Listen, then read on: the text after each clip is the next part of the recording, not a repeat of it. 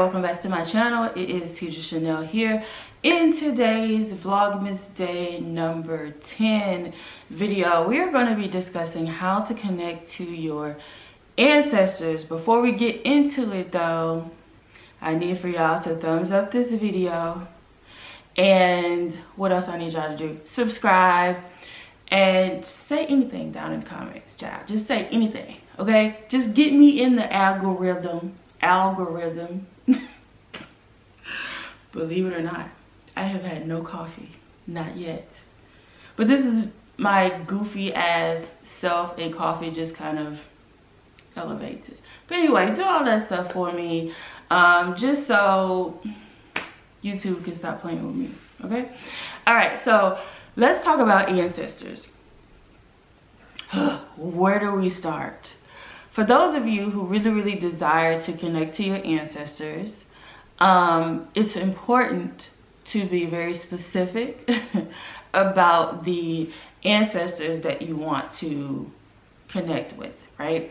Because there are some that we don't necessarily want to open ourselves up to. So we want to be very clear.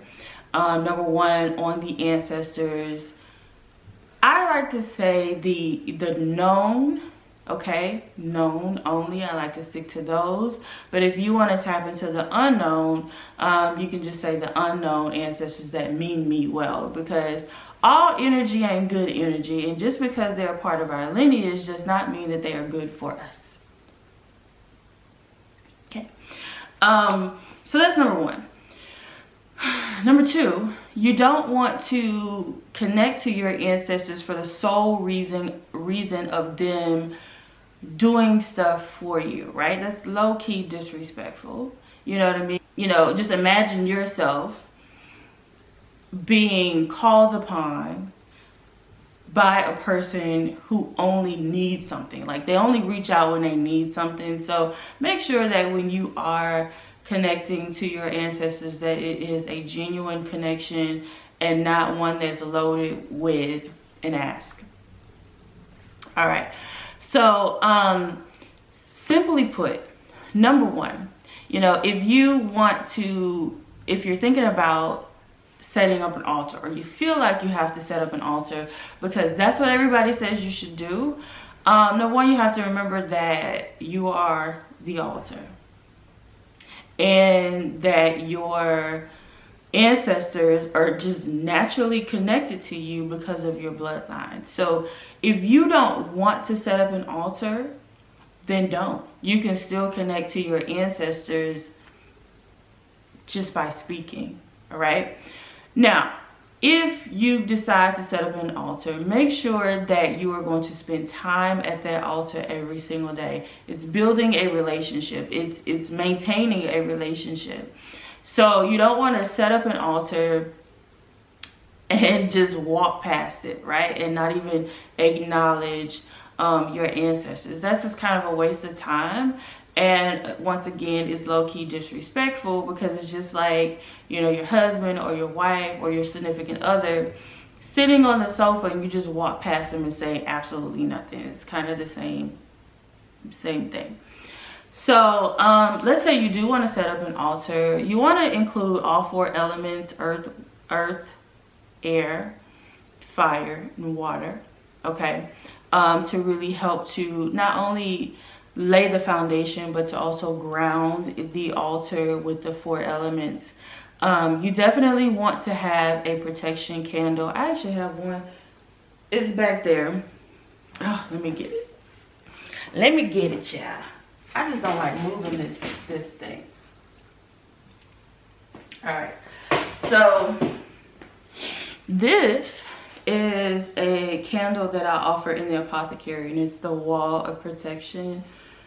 Girl, I can't see if this is focused or not, because I can't, you know, I ain't got my glasses on. But this is a wall of protection candle. So if you are going to set up an altar, you definitely want to have a candle that the sole purpose is protection, okay? Altars or portals, okay? And it's opening you up to the to the spiritual realm. And you want to make sure that only the energies that are welcomed are coming through that portal. So you want to make sure that you have, this candle is dressed specifically for protection, and it burns forever and a day. I've been burning this candle for a few months, and yeah, it's y'all can see. So if you're interested in that, I'll link it down below. It is in the apothecary. But you want to have some type of protective elements, okay? Fire is a portal that, like I said, opens up to the spiritual realm. When you are sitting at your altar and you're opening that portal, you want to make sure that you're very specific about the energies that are welcome to come through. When you are done at your altar, you want to close the portal by thanking your ancestors for coming, but send them on their way, child, to close it out. Because if you don't close it out properly, then, you know, you may start to experience things going on in your house. And I don't know, y'all might like that kind of stuff, but me, it's a no. I don't like that.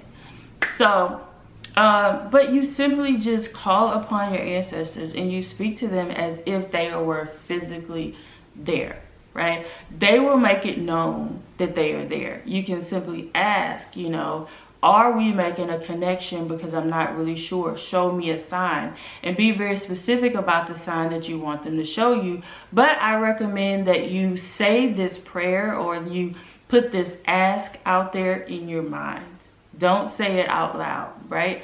Because other energies and entities will hear and make that sign appear, and you think that you're really connecting to one of your ancestors, but you're connecting to maybe an energy that you don't want to really deal with.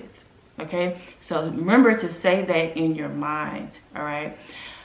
You can put food on your altar. I don't like doing that because I don't like bugs nor ants, but a lot of people will put food on their altars. And the amount of time they leave it there is really a personal preference. I don't do that at all.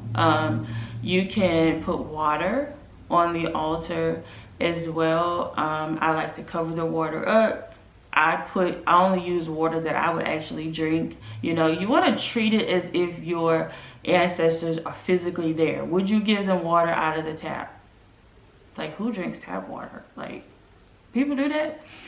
I don't do that. So I wouldn't put tap water in the glass, all right?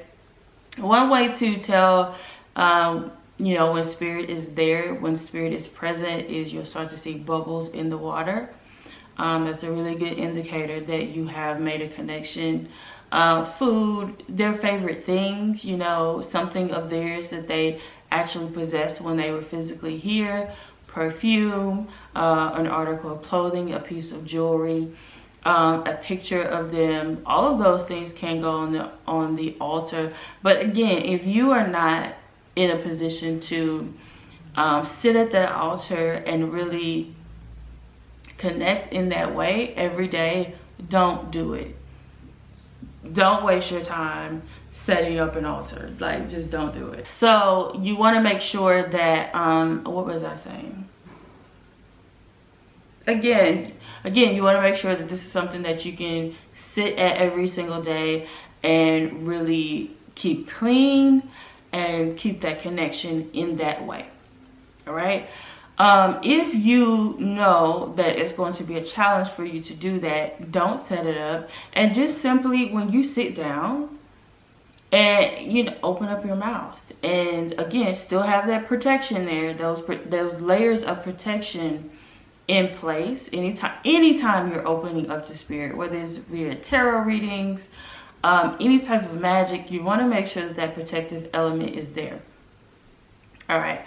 But just sit down and simply talk to them. Ask them to show up in the way that you want them to show up. I prefer for my mom. My mom is one of the few ancestors that I actually work with, because I trust her, and that's it. But, you know, I ask for her to show up in my dreams, and she does all the time, because that does not freak me out. But, you know, if energies start to appear, y'all know I have seen energies before. I don't particularly like that. So I just request that she shows up in my dreams, because that's all I'm good for. Okay, good on that. But you also want to have a journal. I mean, did y'all not think I was going to bring up a journal? But when you are connecting to your ancestors, there are a lot of downloads that take place. A lot of downloads that take place. And so you want to have something to write and jot all of those ideas or those downloads down, because they are really good at giving you answers that you seek. Okay, so you want to be able to write those down if you need help, if you need a financial, miracle, or if you need them to protect you in any type of way. Of course you ask. I'm not saying don't go to your ancestors and ask. That's what they're there to do. Ask, but don't let the relationship be all about that. Play their favorite music. When you're connecting with them, play something, or turn on a TV show that they really love, or play a song that you know that they really loved, right? Just to connect with them in that way, because it's definitely appreciated. Lastly, I'm going to mention ancestor money. You can burn ancestor money. I think it's a very, very good tool to utilize. Ancestor money you can purchase on Etsy, you can purchase on Amazon, and you simply burn it and dedicate it to your ancestors to help to clear up, this is the theory, clear up any monetary debts that they had here on this earth, so that they're no longer attached to their souls, so that when they decide to reincarnate, they don't have to rectify those debts, right? And so by helping them out, the idea is that they will in turn help you out as well, in whatever way you need them to help you, okay? So don't make it complicated. Like, it's really, really simple to connect to your past loved ones, right? It's really, really easy to connect to your spiritual team. It's easy to connect to any entity or energy that you desire to connect to, but you do have to be careful. At the end of the day, you have to be careful, because you're opening yourself up to a world that we can't see with our natural eyes. And so you can mess around.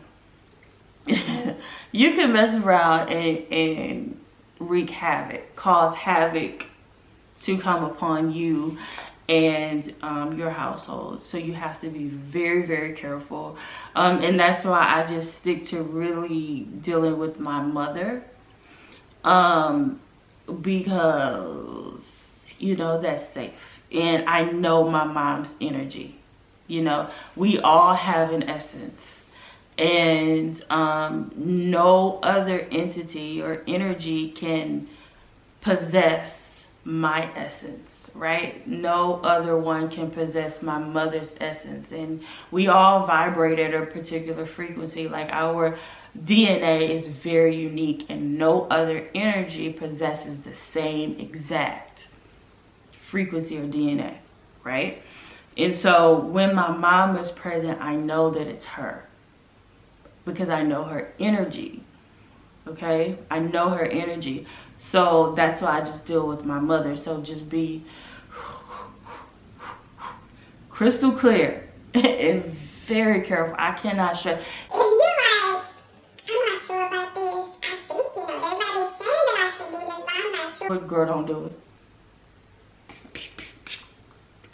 Stick to it. Stick to the rivers and the lakes that you used to, right? If this is something that you're not used to, that you're not 100% sure about, please don't do it. Ugh. Please don't do it. Just let it go. Just let it go, right?